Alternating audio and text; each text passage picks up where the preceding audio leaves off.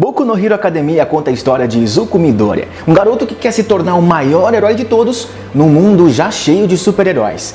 E você pode estar se perguntando ao ler o título desse vídeo aqui: o que um desenho animado japonês com adolescentes tendo superpoderes tem a ver com romantismo? Bom, eu tô feliz que você fingiu que perguntou.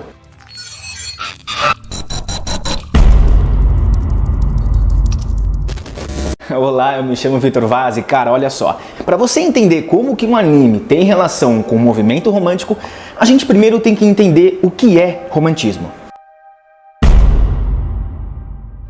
O romantismo foi um movimento literário iniciado no final do século XVIII que tem como ênfase a imaginação, a individualidade, natureza e criação de significado através de fortes emoções. Esse movimento inclui muitos autores de renome, mas eu vou focar em apenas um nesse vídeo aqui, ou melhor, Mary Shelley.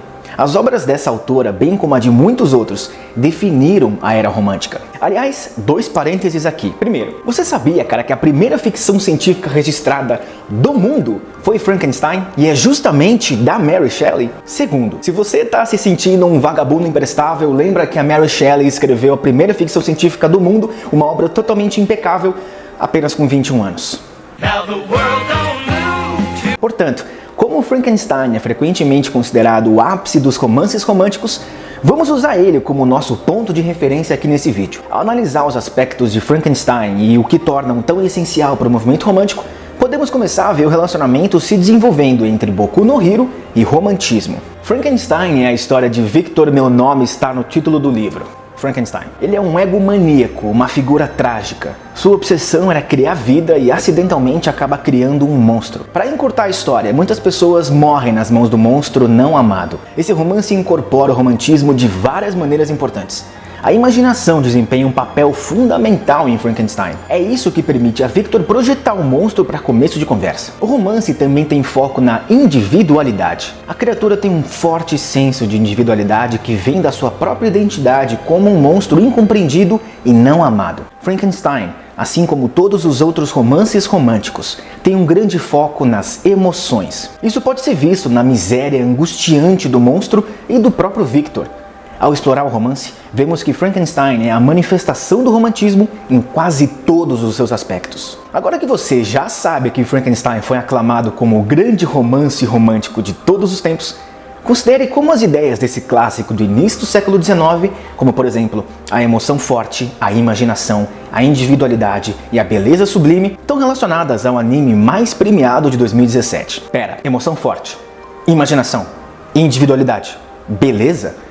Cada uma dessas ideias são elementos centrais de boa parte dos animes shonen, ou seja, voltados para jovens meninos, especialmente Boku no Hero Academia. Se a gente comparar elementos centrais tanto de Frankenstein como de Boku no Hero, a gente vai ver rapidamente, cara, que Boku no Hero é sim um produto do romantismo. Cara, o romantismo enfatiza a emoção intensa como sendo a fonte autêntica de experiência, colocando uma nova ênfase em emoções como a apreensão, o horror, o terror e o pavor.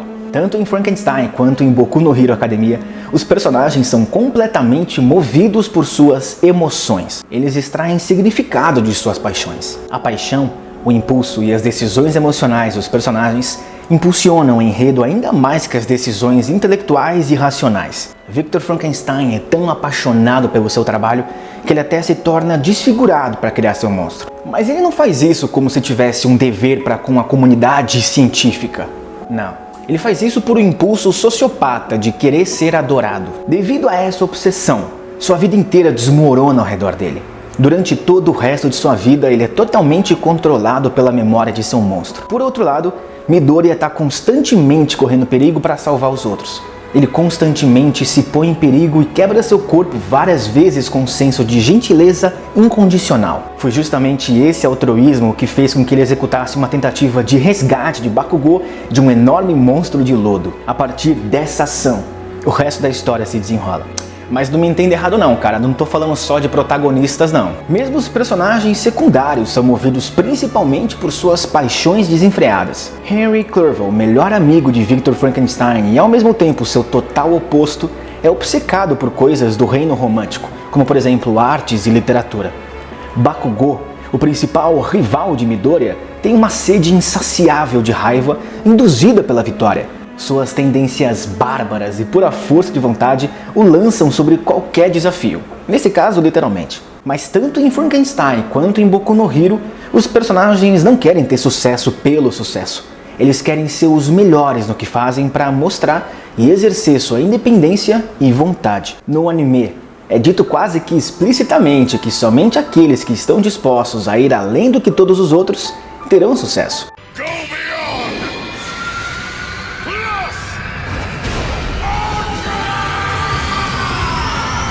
Quanto a Frankenstein, ele procura destruir a barreira da vida e da morte, dizendo: ninguém pode conceber a variedade de sentimentos que me causaram adiante, como um furacão, no primeiro entusiasmo do sucesso.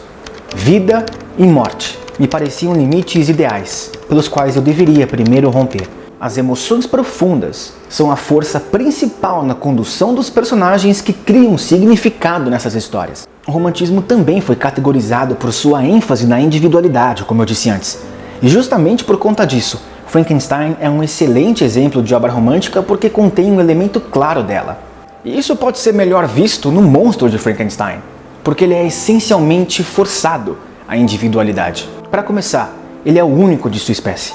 Ele é rejeitado por seu criador e sozinho no mundo. Isso o lança em uma jornada de autodescoberta. Ele aprende como cuidar de si mesmo e, em seguida, como cuidar dos outros com a assistência secreta da família de Lacey. Ele também ensina a falar e ler, apenas observando os outros. O monstro até descobre como ele surgiu lendo o diário de Frankenstein. Através de todas essas coisas, ele desenvolve um forte senso de identidade e quem ele é enquanto indivíduo. Embora ele não seja exatamente quem ele gostaria de ser, como deseja ser, ele é independente e autossuficiente também. Voltando para Boku no Hero Academia, a ideia central é a força do indivíduo. Em um mundo em que todos são super, quem realmente se esforça é quem dá tudo de si.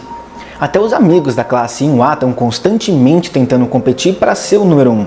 Lutar por algo menos que isso é tratado no anime quase como uma desistência e é desaprovado como tal. Isso está resumido na conclusão da batalha climática entre os personagens Bakugou e Todoroki. Após Bakugou derrotar seu oponente e vencê-lo num torneio, ele percebe que só venceu porque Todoroki não deu 100% de si. Uma vez que ele percebe isso, ele fica furioso e tenta recusar a vitória. Sua busca para subir no topo da sociedade não vai significar nada se ele não estiver vencendo seus oponentes da melhor maneira possível. O poder do indivíduo subindo acima de tudo é essencial em Boku no Hero. Calma, eu sei que alguns de vocês que são um pouco mais chegados em literatura estão pensando assim, cara, como que esse maluco está falando de romantismo sem tocar no que é sublime? O sublime é a qualidade da grandeza, seja física, moral, intelectual, metafísica, estética, espiritual ou artística. Assim, são muitas palavras bonitas de uma vez só. O termo refere-se especialmente a uma grandeza além de toda possibilidade de cálculo, medição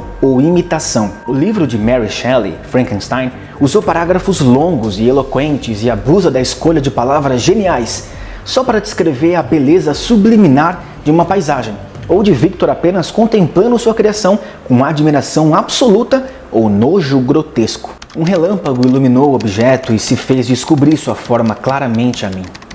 Sua estatura gigante e a deformidade de seu aspecto mais hediondo do que a humanidade me informaram instantaneamente que era o desgraçado, o demon imundo, a quem eu dera vida.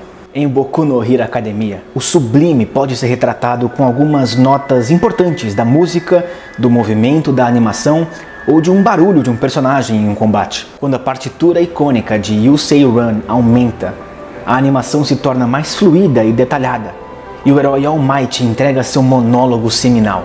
Seu golpe final chega, e o público fica em um estado de reverência, sem palavras, cativado pela compilação artística dessa beleza subliminar que somente o anime pode oferecer. Além disso, meus amigos, o romantismo não era só um movimento literário. Outro aspecto muito importante do movimento romântico é a arte visual. As obras associadas ao movimento romântico frequentemente abrangem a natureza grandiosa, épica e emocional da natureza e, adivinha, do poder do indivíduo. Boku no Hero Academia, sendo um anime, captura todos os meios de uma série moderna. Enquanto que, por exemplo, os pintores de antigamente reproduziam apenas visuais estáticos, porém belíssimos, para expressar sua opinião, Agora os diretores podem fazer uma mistura de música, diálogo, animação fluida e etc. só para criar esse sentimento épico que os pintores românticos só podiam sonhar. O diretor Kenji Nagasaki é um mestre em coreografar cenas de luta que misturam todos os atributos que eu mencionei para criar cenas emocionantes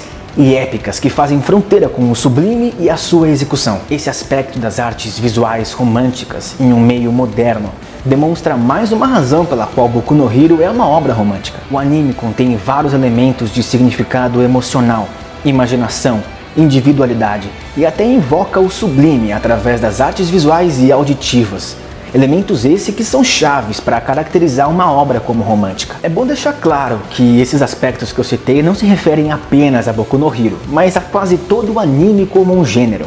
No entanto, cara, parte da definição do que é romantismo significa que as obras deveriam ter sido escritas ou reproduzidas dentro do século XVIII e XIX. Portanto, tecnicamente, Boku no Hero não poderia ser considerado um trabalho verdadeiramente romântico. Só que é o seguinte, já que Boku no Hero abrange todas as mesmas ideias do movimento romântico, dá sim para concluir facilmente que pelo menos Boku no Hero pode ser considerado uma obra de um neo-romantismo ou um romantismo moderno. Bom, e por esse vídeo era isso. Eu sou o Vaz e até mais. Young man, you too can become a hero.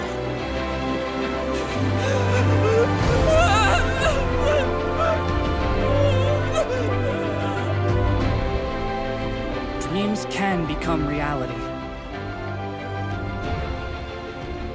Oh, by the way, I forgot to mention that this is the story of how I became the world's greatest hero.